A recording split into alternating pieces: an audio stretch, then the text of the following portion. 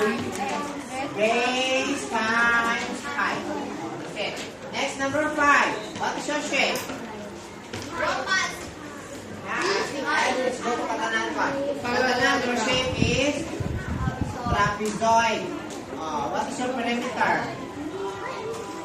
P equals S plus S plus S plus S plus S side plus side plus side plus side. This is you did not do it before. You are not helping Katanan.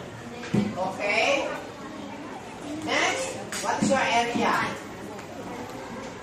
Okay, I give you 1/2 A plus B times height. Height. What is H? And what is H? Height. That's it. Next, number 6. What is your shape? I don't. What is your shape? You are going to solve for the kite. What is your P?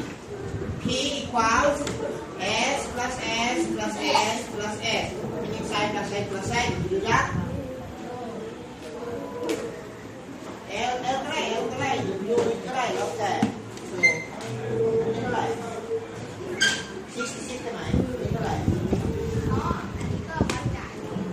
11, 23. Okay, correct. Now, area. What is our area? What's your area? Times the diagonal. Okay? Diagonal multiply with the height. That's it. Alright, make it shortcut for the height. Do like this. Ano kung height na? Height is equal to 1/2 times diagonal D times H. Alright that?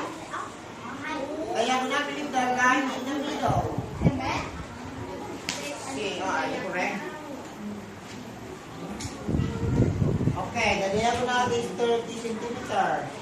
And then the height is 15. 15 times 3 times 5, 5, 3 times 5, 1, 3 times 1, 3, 4, 450, correct. Okay, this row got 2 correct.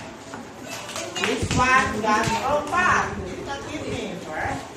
Okay, this 10 perfect score, and this one